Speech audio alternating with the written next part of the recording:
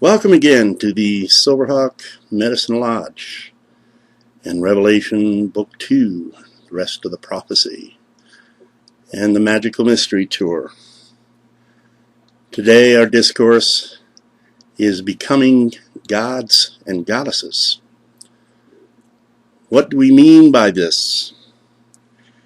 Let's quote the Essene Master Yeshua ben Joseph, aka Jesus, who declared in the book of John, "Do you not know you are gods? That the things I do, you will do, and even greater things?" Let us assume he meant this literally. And what does it really mean to be a god or a goddess?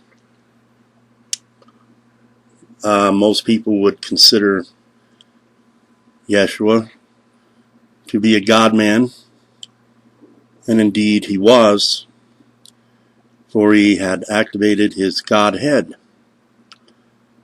He had cosmic consciousness, unity with I Am Source, had awakened his spiritual powers, and was demonstrating that to all the world in a wonderful way, demonstrating the power that is inherent within all human beings. For he himself was a man. He had a wife named Mary Magdalene. They had children.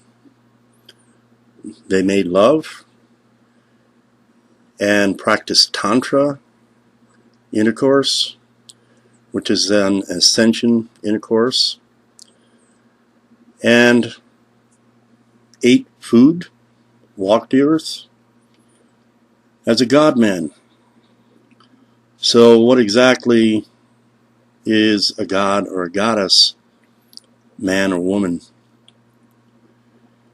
Simply, it is someone who has reawakened their Godhead by opening the Stargate of the Christ in your heart chakra, coming back into unity, allowing the I Am mind of Supreme Creator to blend with your mind and your being, and to seek to walk in a unity of energy and spirit and mind and love with this source. And the more you practice it, the more masterful you become. Practice makes perfect. And through this application, you become more and more adept at this consciousness, and you experience separation, or the feeling of separation, less and less, and continually feel more unified with Source. And in that unity, your spiritual eye awakens, and you begin to see the source field as the unifying principle between all things, all life. And in the spirit eye, in the spirit sight, you can see Source God, 0 point I Amness within everything. All the plants and animals, even in the rocks, and in the planet itself, and most assuredly behind the eyes of your neighbor.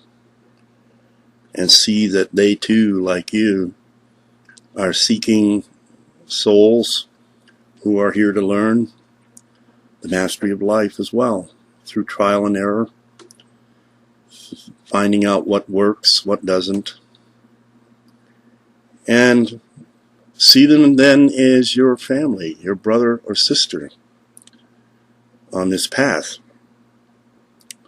And in this sight, you see more transcendently, and see that really there is no rhyme or reason to wage war on anyone.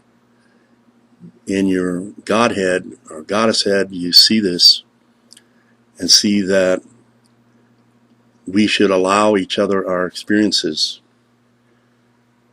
And the only law that really applies here is the divine common law. Common law is based on the supreme founding law of the Golden Rule. Treat others as you would be treated. If you're living that, you're living the law of love. You have the love to allow others their experience as long as they are not injuring you or your property. They are free to express and to seek and search and however they will. And whatever way they seems right for them. Now you could politely offer counsel in this regard if you feel you had something better, and they would be free then to accept or pass it by what you had to offer. And you allow them. That's fine. Go your way in peace. Whatever way you're seeking or not seeking is entirely up to you and your own higher self. And far be it from me to judge you or condemn you or make you wrong. I can only know what is right for me. You become a being of love this way, a being of transcendent sight, a being who allows all life to live free and to cherish that freedom and to cherish that life. This is Godhead. This is Goddess head. This is what it means to become a god or a goddess. Now we ourselves alone in human form do not have the power to attain this consciousness. This transcendent consciousness and power can only be attained from ultimate source, the I Am, and through our own I Am application and invitation and invocation will it come to us, will it blossom in us as a new consciousness. And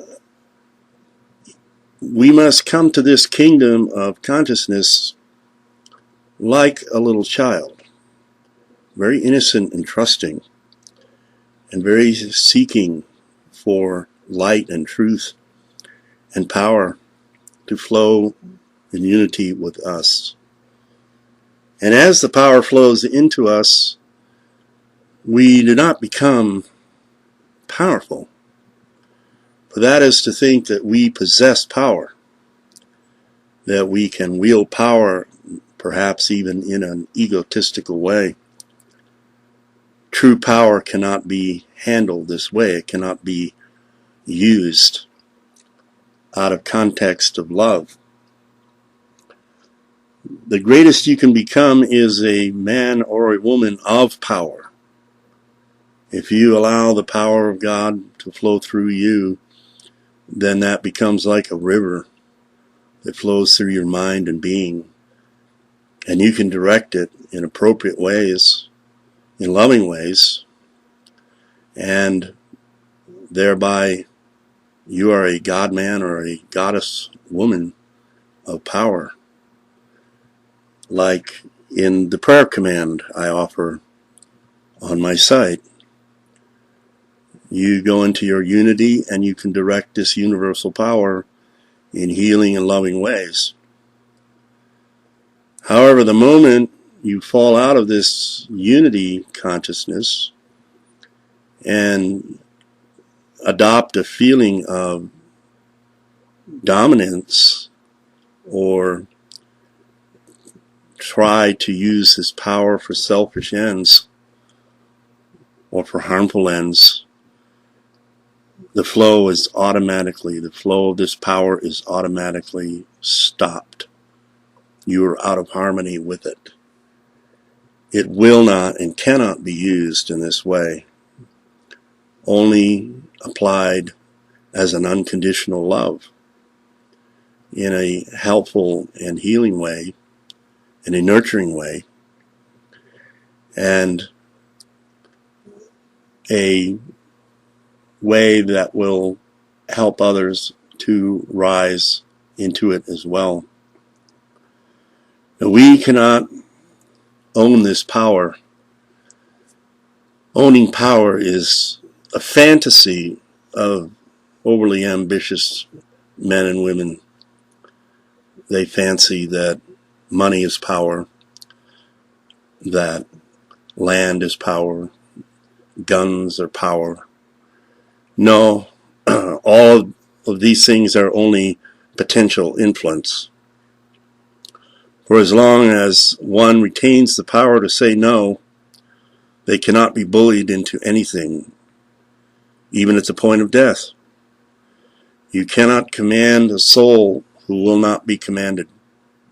With all the money and land and guns in the world, if they refuse, then they step into the power of the Spirit to say no. This is power. This is power from the heart. And there have been many people demonstrate this power all through history. So to become a god or a goddess is to embrace this consciousness, this spirit, and become one with it, and become adept at walking with it day by day, every day, in the stillness of communion.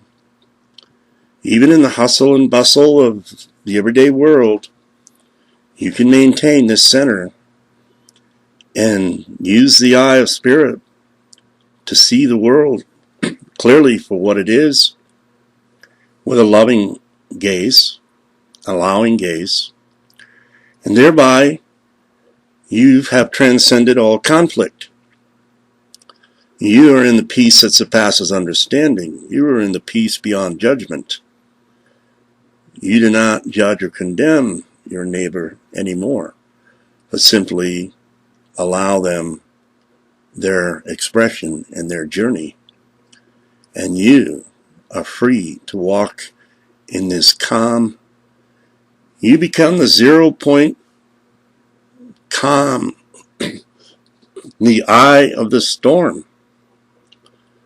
where nothing can ruffle you anymore. And it all flows around you. The winds may whirl around you, but they do not blow through you. And you can rest in that peace and in that power every day, all day. And as you enter your sleep time, you enter that peace as well and sleep like an angel. So this is transcendent ancient knowledge taught once again.